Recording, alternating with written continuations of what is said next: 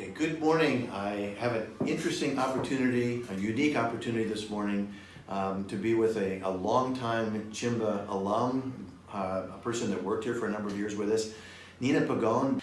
And so here we got into a lot more neuroscience, other kinds of things. When you took what you learned from here and you moved to right management in the UK, what was the biggest lesson in all of that for you? What did you see from what we taught you really made the difference between you and maybe the other people in the organization? You know, we each have our own individual experiences based on how our brain is wired.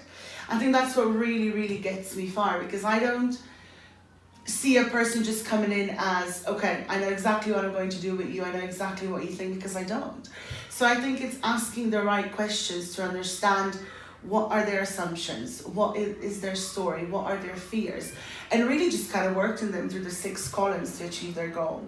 What new insights have you developed over the last 2 years you've been away from us that you'd like to add back that you think that we should be adding into our program?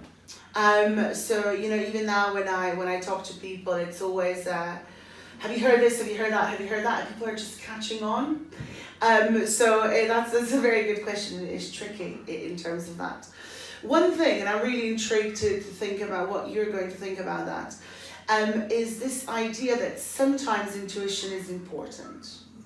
Because I tend to always think about intuition as, you know, the ultimate system 1 response, don't listen to it. But now there's a body of research coming out that it's saying that there are some times when leaders should listen to intuition. So I was really intrigued to debate that with you and see what you think about that. The way I look at that is the intuition has to be based on some form of experience, and it's the old concept of the brain being a noisy organ, and when the noise gets turned down, suddenly these wonderful thoughts begin popping into our head. Those thoughts are often driven by our experiences from the past. So if in fact something doesn't feel right, it often comes from some comparison that the brain is making that maybe we're suppressing because we think the decision is going another way.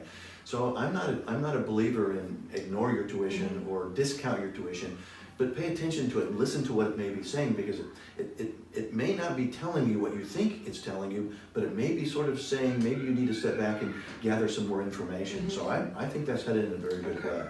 Well, and we encourage you to take a look at what CIMBA offers.